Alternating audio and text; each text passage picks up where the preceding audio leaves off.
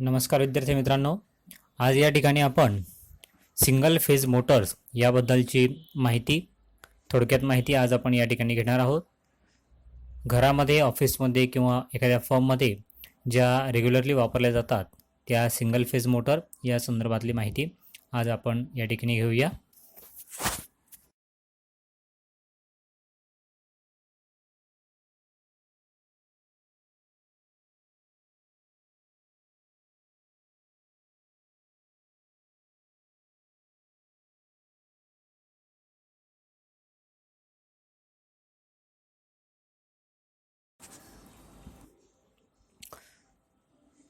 तर single phase मोटरबद्दल जर माहिती घ्यायची म्हटली तर ज्या मोटर्स या सिंगल फेज सप्लायवरती कार्य करतात, म्हणजे 230 ते 250 व्होल्टेज सप्लायवरती ज्या मोटर कार्य करतात त्यांना आपण सिंगल फेज मोटर्स असं म्हणत असतो.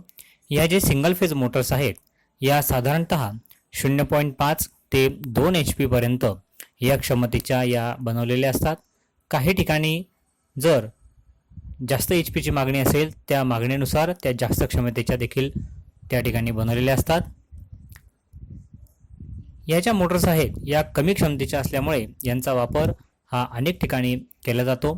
ही जी सिंगल फेज मोटर आहे या सिंगल फेज मोटरची जी गुणवत्ता आहे ती थ्री फेज मोटरच्या गुणवत्तेपेक्षा नक्कीच कमी असते.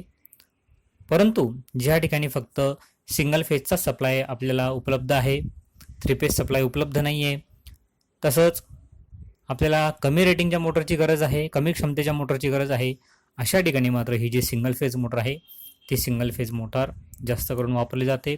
सिंगल फेज मोटरचा उपयोग जर बघायला गेलं तर आपल्या घराघरामधला सिलिंग फॅन आहे, टेबल फॅन आहे, रेफ्रिजरेटर आहे, food mixer, hair dryer, portable drilling machine, अशा ठिकाणी या सिंगल फेज मोटरचा उपयोग जास्त करून केला जातो.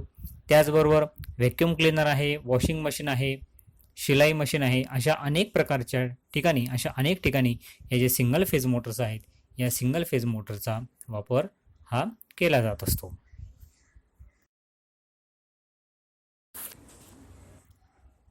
आता आपण माहिती घेऊया ती म्हणजे सिंगल फेज मोटरच्या रचनेविषयी. आपण थ्री फेज मोटरची रचना बघितली आहे, तर ही जी सिंगल फेज मोटर आहे या सिंगल फेज मोटरची रचना देखील थ्री फेज मोटरच्या रचनेसारखीच असते. फरक फक्त एवढाच असतो की या मोटरचा जो स्टेटर आहे त्या स्टेटरमध्ये थ्री फेजची वायंडिंगच्या ऐवजी फक्त सिंगल फेजची वायंडिंग ही केलेली असते. आपण थ्री फेज मोटरचा व्हिडिओ बघितला होता, त्यामध्ये सुद्धा एक स्टेटर असतो, त्या स्टेटरमध्ये वायंडिंग केलेली असते, एक रोटर असतो, त्या ठिकाणी ती रोटर वायंडिंग केलेली असते. याच पद्धतीने सिंगल फेज मोटरची देखील रचना असते, त्यामध्ये फक्त थ्री फेजच्या ऐवजी सिंगल फेजची वायंडिंग या मोटरमध्ये केलेली असते.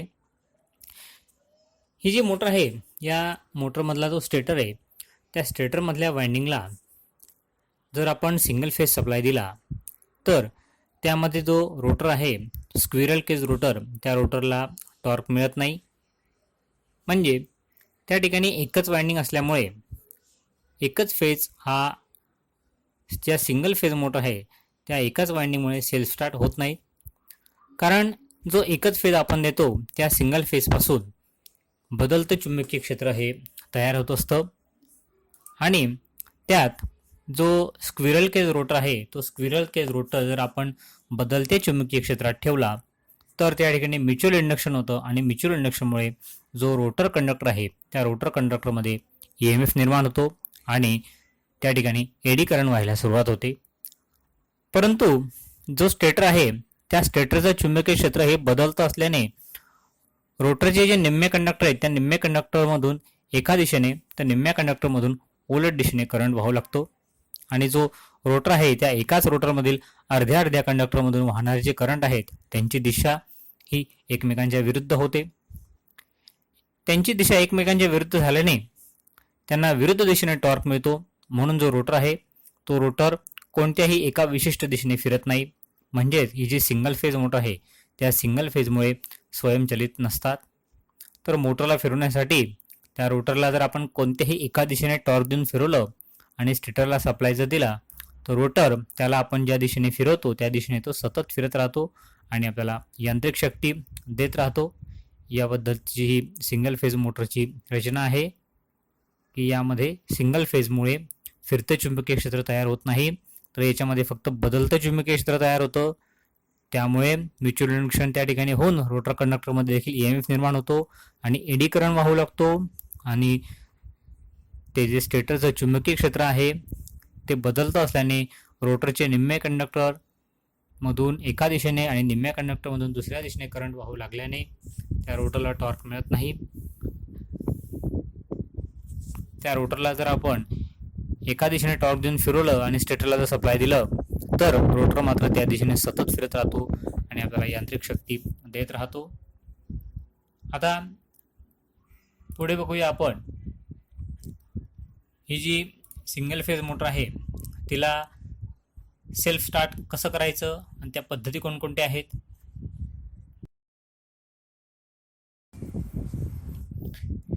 ही जी सिंगल फेज मोटर आहे त्या सिंगल फेज मोटरला सेल्फ स्टार्ट करण्याच्या पद्धती कोणकोणत्या ते आपण या ठिकाणी बघणार आहोत. ही जी सिंगल फेज मोटर आहे या सिंगल फेज मोटरमध्ये बदलतं चुंबकीय क्षेत्र असल्याने त्या स्वयंचलित नसतात आणि म्हणून त्या मोटरला स्वयंचलित करण्यासाठी ज्या मोटर आहेत त्या मोटरच्या स्टेटरमध्ये जे चुंबकीय क्षेत्र आहे ते फिरतं चुंबकीय क्षेत्र तयार होणं या ठिकाणी गरजेचं असतं. आणि हे जे फिरतं चुंबकीय क्षेत्र आहे ते फिरतं चुंबकीय क्षेत्र तयार करण्यासाठी जी मोटर आहे त्या मोटरच्या स्टेटरमध्ये दोन वेगवेगळ्या रेझिस्टन्स आणि वेगवेगळ्या इंडक्टन्सच्या दोन स्वतंत्र वाइंडिंग करून त्या मोटरला जो देण्यात येणारा फेज आहे त्या फेजची कृत्रिमपणे दोन फेजमध्ये विभागणी करावी लागते आणि दोन फेजमध्ये विभागणी केल्यानंतर त्या विभागणी केल्यामुळे जो चुंबकीय क्षेत्र आहे त्या चुंबकीय क्षेत्रामध्ये फेज डिफरन्स तयार होतो आणि फेज डिफरन्स तयार झाल्यामुळे त्या रोटरला टॉर्क मिळतो आणि जो रोटर आहे तो रोटर सतत फिरत राहतो.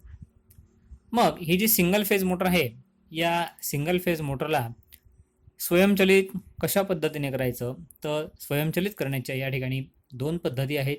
पहिली आहे स्प्लिट फेज पद्धत आणि दुसरी आहे शेडेड पोल पद्धत. सिंगल फेज मोटरला स्वयंचलित करण्यासाठी आपण दोन पद्धतीचा वापर करत असतो. पहिली पद्धत आहे स्प्लिट फेज पद्धत आणि दुसरी पद्धत आहे शेडेड पोल पद्धत. तिची माहिती आपण पुढील स्लाइडला घेऊच.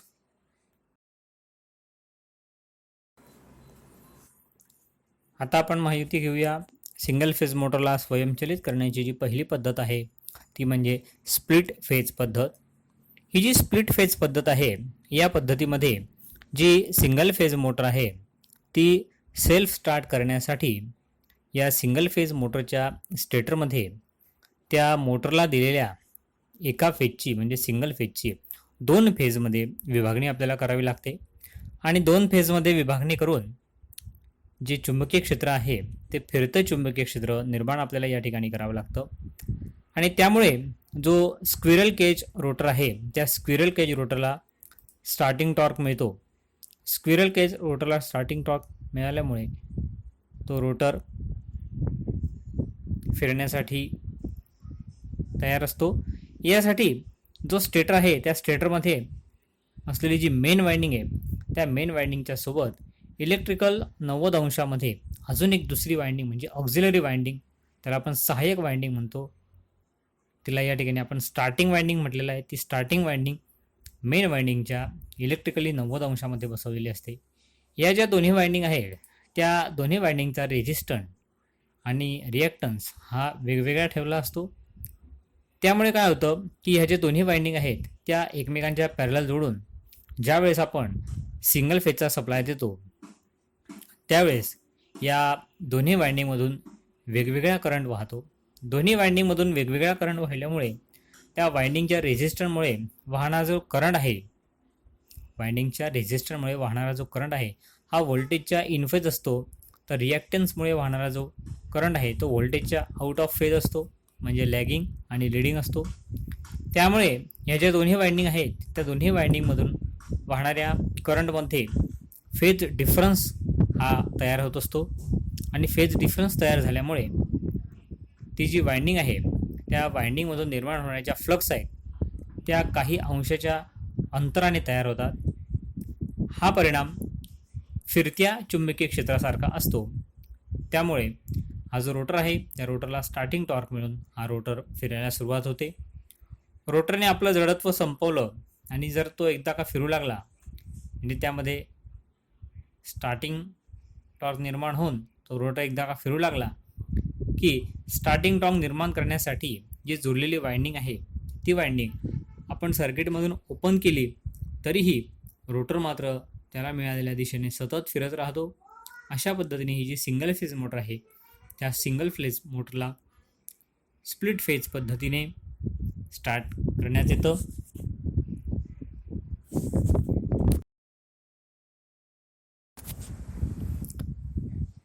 या ठिकाणी आपण आकृतीमध्ये बघू शकतो मोटरची रचना देखील दाखवलेली आहे. स्टेटर आहे, रोटर आहे, मागच्या बाजूला कूलिंग फॅन आहे आणि या बाजूच्या डायग्राममध्ये या ठिकाणी हा रोटर जो दाखवला आहे तो स्क्विरल केज रोटर आहे. त्यानंतर L1 ही मेन वाइंडिंग दाखवली आहे, L2 ही स्टार्टिंग वाइंडिंग ही ऑक्झिलरी वाइंडिंग दाखवलेली आहे. त्यानंतर त्या ठिकाणी एक कॅपॅसिटर जोडलेला आहे आणि एक सेंट्रिफ्युगल स्विच जोडलेला आहे. आता या ठिकाणी ज्यावेळेस एक मेन वाइंडिंग आणि ऑक्झिलरी वाइंडिंग या ठिकाणी बसवलेली आपण बघतो. दोन्ही वाइंडिंगचा रेजिस्टर आणि रिॲक्टन हा वेगवेगळा ठेवलेला असतो. त्यामुळे दोन्ही वाइंडिंग एकमेकांच्या पॅरलल जोडून सिंगल फेजचा ज्यावेळेस आपण सप्लाय देतो त्यावेळेस दोन्ही वाइंडिंगमधून जो वाहणारा करंट आहे तो वेगवेगळा असतो. वाइंडिंगच्या रेजिस्टरमुळे वाहणारा करंट हा व्होल्टेजच्या इन फेज आणि रिॲक्टन्समुळे वाहणारा करंट व्होल्टेजच्या आउट ऑफ फेज असतो. त्यामुळे दोन्ही वाइंडिंगमधून वाहणारा जो करंट आहे त्यामध्ये फेज डिफरन्स तयार होऊन त्या ठिकाणी त्या वाइंडिंगमधून निर्माण होणाऱ्या फ्लक्स आहे त्या फ्लक्स काही अंशाच्या अंतराने तयार होतात आणि त्या ठिकाणी फिरते चुंबकीय क्षेत्रासारखा हा परिणाम होतो आणि जो रोटर आहे त्या रोटरला स्टार्टिंग टॉर्क मिळून हा रोटर फिरू लागतो. रोटरने एकदा फिरायला सुरुवात केली की हा जो वरच्या बाजूला सेंट्रिफ्युगल स्विच आहे तो सेंट्रिफ्युगल स्विच ऑन होतो आणि ही स्टार्टिंग वाइंडिंग जी आहे ती स्टार्टिंग वाइंडिंग सर्किटमधनं अलग होते आणि फक्त जी मेन वाइंडिंग आहे त्या मेन वाइंडिंग सर्किटमध्ये राहते आणि हा जो रोटर आहे तो सतत या ठिकाणी फिरत राहतो. पुढची जी पद्धत आहे ती आहे शेडेड पोल पद्धत. सिंगल फेज मोटरला सेल्फ स्टार्ट करण्याची ही दुसरी पद्धत आहे ती म्हणजे शेडेड पोल पद्धत.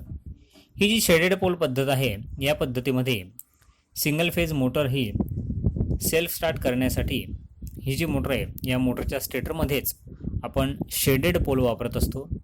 शेडेड पोल म्हणजे जे फील्ड पोल आहे त्या फील्ड पोलच्या पोल शूवर 1/3 भागावरती खाचा पाडून त्या खाचेमध्ये जाड वायरची एक शॉर्ट सर्किटेड रिंग किंवा स्ट्रीप टाकलेली असते. सिंगल फेज मोटरला सेल्फ स्टार्ट करण्यासाठी जे आपण स्टेटर वापरतो त्या स्टेटरमध्ये शेडेड पोल वापरलेले असतात. शेडेड पोल म्हणजे काय तर फील्ड पोलच्या पोल शूवरती 1/3 भागावरती खाच पाडून त्या खाचेमध्ये जाड वायरची एक शॉर्ट सर्किटेड रिंग किंवा स्ट्रीप टाकलेली असते. यालाच आपण शेडेड रिंग असं म्हणत असतो. पोल कोरवर जी स्टेटर वाइंडिंग केलेली असते त्या स्टेटर वाइंडिंग म्हणून जी फील्ड वाइंडिंग आहे ती फील्ड वाइंडिंग केलेली असते. पोल कोरवरती स्टेटर वाइंडिंग म्हणून फील्ड वाइंडिंग केलेली असते. अशा वाइंडिंगला आपण सिंगल फेज जर सप्लाय दिला तर स्क्विरल केज रोटरला स्टार्टिंग टॉर्क मिळून हा जो रोटर आहे हा रोटर या ठिकाणी फिरू लागतो. या ठिकाणी बघू शकतो आपण आकृतीमध्ये हा स्क्विरल केज रोटर आहे. त्यानंतर हे जे फील्ड पोल आहेत त्या फील्ड पोलवरती 1/3 भागावरती खाच पाडून त्या ठिकाणी जाड वायरची एक शॉर्ट सर्किट रिंग टाकलेली दिसते आपल्याला. शेडिंग कॉईल आपण म्हणतो त्याला. आणि जी स्टेटर वाइंडिंग आहे ती पोल कोरवरती केलेली आहे त्याला आपण फील्ड वाइंडिंग म्हटलेली आहे. अशा पद्धतीने ही शेडेड पोल पद्धत आहे. आणि या फील्ड वाइंडिंगला जर आपण सिंगल फेज सप्लाय दिला तर स्क्विरल केज रोटरला स्टार्टिंग टॉर्क मिळून हा जो रोटर आहे तो या ठिकाणी फिरू लागतो.